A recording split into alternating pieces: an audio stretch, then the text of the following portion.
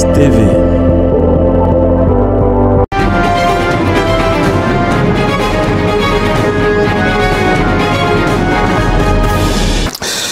Bonjour et bienvenue sur DFM TV. C'est un réel plaisir de vous savoir nombreux à l'écoute de nos différents programmes. Vous êtes sur Sport Matin. Sport Matin, c'est votre émission sportive qui vous donne le tout de l'actualité sportive africaine et internationale. Alors, on va meubler notre édition de ce vendredi par la Coupe d'Afrique des Nations qui a débuté depuis dimanche dernier du côté de Yaoundé au Cameroun. Le contenu de ce programme sera donc lié aux résultats de toute la première journée de cette compétition. On va vous donner tous les résultats dans tous les groupes de A à F. Et puis, on parlera, n'est-ce pas, de cette rencontre rocambolesque et ubiesque, autant pour moi, qui a, n'est-ce pas, opposé les aigles du Mali aux aigles du Carthage, avec cette scène de l'arbitre de cette rencontre, le Zambien Gianni Sikazwe, qui a donc, n'est-ce pas, sifflé 2 fois la fin du match. On va, n'est-ce pas, vous retrouver juste après le break pour dérouler l'actualité sportive. N'oubliez pas, abonnez-vous sur YouTube, Facebook ou encore Instagram pour ne rien manquer de nos productions. DFM TV. Hello, good morning and welcome to DFM TV. We are very happy to be with you this Friday to make this program. So we'll talk about the match, football match of African Cup of Nations, Mali and Tunisia. This rencontre, we have a lot of things about the referee Zambian Gianni Sikazwe, who stopped the match before the end. So, on va donc, n'est-ce pas, chers abonnés, vous donner un peu le contenu de cette rencontre ubiesque entre le Mali et la Tunisie. La rencontre était donc au sommet du groupe F, ça, il faut le dire, avec une victoire importantissime des aigles du Mali, 1-0, mais une victoire qui reste encore un tout petit peu dans des doutes, parce que la Confédération africaine de football se penche sur ce dossier. Le but a été inscrit par Ibrahima Koné sur penalty. Le duel des aigles a donc par ailleurs connu une situation rocambolesque avec Gianni Sikazwe, le Zambien, qui était donc l'arbitre de cette rencontre, qui a sifflé 2 fois la fin de la rencontre à la 86e minute, puis à la 90e minute, suscitant donc pas mal de polémiques, dont la frustration du sélectionneur tunisien Moder Kebayer, très très furieux et qui ne comprend pas, n'est-ce pas, ce renversement de situation. On reviendra d'ailleurs sur ce qui s'est passé dans ce programme. Donc on va continuer avec nos informations sportives. D'abord la Fédération tunisienne de football qui a par ailleurs déposé une réserve technique auprès de la Confédération africaine de football qui, n'est-ce pas, va donc étudier cette situation, et dans les prochaines heures, voire les prochains jours, on saura si le match est maintenu ou pas. Mais au cours de cette rencontre, on va suivre le capitaine des Aigles du Mali qui a tenu un discours à ses coéquipiers. C'était avant la rencontre. Amari Traoré. Écoutez-moi. Aujourd'hui, on commence la carte.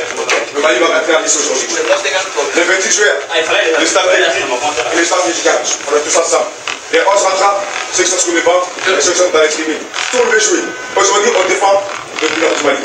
On défend aussi les noms de nos familles, nos proches, nos amis, nos enfants, tout le monde. Et aujourd'hui, je veux voir une équipe qui joue ensemble, solidaire, courageuse, valeureuse. Les mecs, n'oubliez pas la situation au Mali. N'oubliez pas la situation au Mali. Quel qu'en soit le résultat aujourd'hui, je veux qu'on soit fiers de nous et qu'on n'ait aucun regret après le match. Et chaque match est une finale pour nous. Bon match les gars.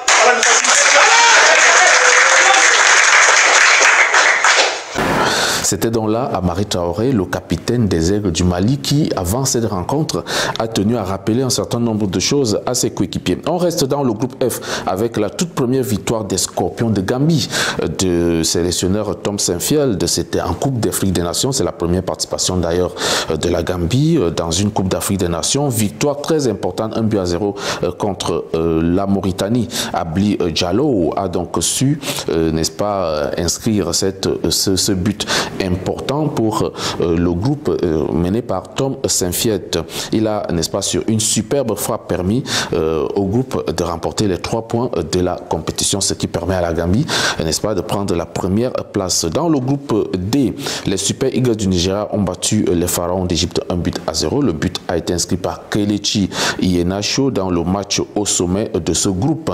Dans l'autre rencontre, le Soudan et la Guinée-Bissau se sont séparés 0 but partout avec un pénalty manqué côté Bissau-Guinéen. Et puis dans le groupe F, les Panthères du Gabon ont donc réussi leur entrée face aux îles Comores 1-0 avec le but inscrit par Aaron Bopenza sur une ouverture de Ochanga. Rappelons que les Gabonais étaient orphelins de leur capitaine et buteur de Arsenal, Pierre-Emerick Aubameyang, testé positif au Covid-19, tout comme Mario Lemina et Axel Meillet de IR Tanger au Maroc. Dans le match au sommet donc de ce groupe E, les Lions de l'Atlas du Maroc sont venus à bout. Le Black Star du Ghana 1-0 avec un but de Sofiane Boufal qui d'ailleurs revient sur sa performance dans cet extrait. Beaucoup d'émotions et beaucoup de fierté d'avoir marqué ce but et d'avoir donné la victoire à mon équipe nationale. Voilà, on a fait un match costaud hier. C'était compliqué contre le Ghana dans des conditions dans des conditions qui n'étaient pas faciles. Maintenant, voilà, l'ambition est de continuer sur cette lancée et Inch'Allah de gagner le prochain match et avoir le plein de confiance pour la suite de la compétition.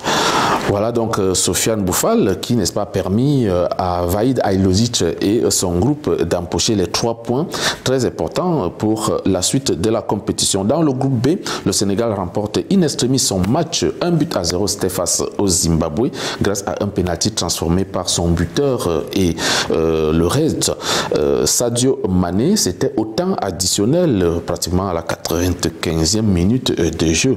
On va évoquer les retours dans l'effectif d'Aliou Cissé, d'Alfred Gomis, le deuxième gardien qui, n'est-ce pas, n'a pas pris part à cette rencontre lorsqu'on sait que son coéquipier Edouard Mendy est également testé positif au Covid, ou encore de Famara Diédhiou qui a d'ailleurs repris les entraînements avec le groupe. Il a aussi été testé positif mais va déjà mieux et peut déjà commencer à jouer avec la sélection. La Guinée a par contre fait son entrée en compétition par une victoire 1-0 face au Malawi avec cette réalisation de Isiaga Silla.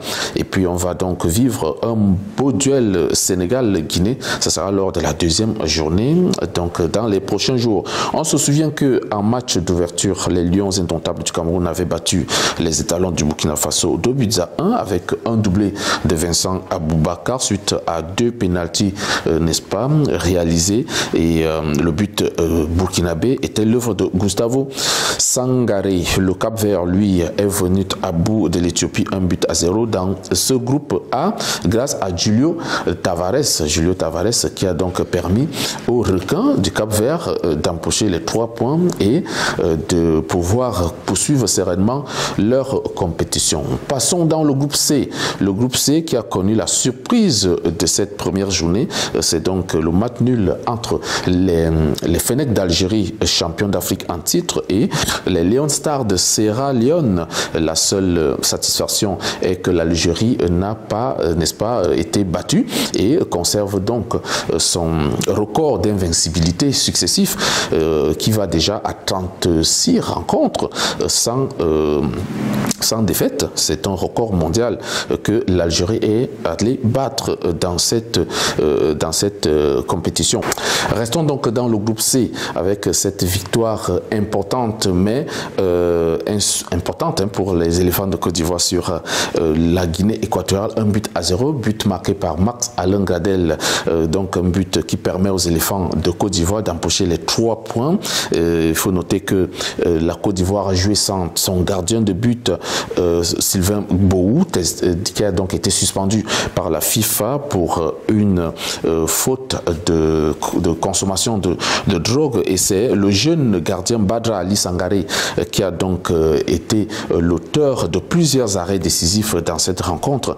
Donc il faut noter que l'équipe de Guinée équatoriale a été très performante et a plutôt inquiété les éléphants de Côte d'Ivoire grâce, heureusement que leur attaque était, n'est-ce pas, très maladroite dans cette rencontre. Place donc à la deuxième journée avec le Cameroun qui affronte donc ce jeudi l'Éthiopie et le Burkina Faso qui sera face au Cap-Vert. Voilà, chers abonnés, ce qu'on peut, n'est-ce pas, évoquer sur le contenu de la première journée de cette Coupe d'Afrique des Nations que vous suivez, n'est-ce pas, sur GFM TV avec toutes les informations qui vont avec.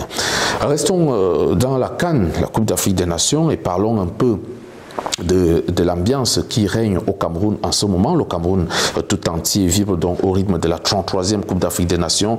C'est l'Afrique entière qui a donc rendez-vous avec l'histoire, avec la fête du football au pays des Lions indomptables. Il faut noter que les fan zones sont bondées de monde de ce côté-là pour fêter les avant et les après-matchs dans différents sites. Et puis la Côte d'Ivoire donc a d'ailleurs mis en place son village de la CAN. C'était à Douala, où les supporters des éléphants présents au Cameroun pourront donc se retrouver pour vivre la compétition.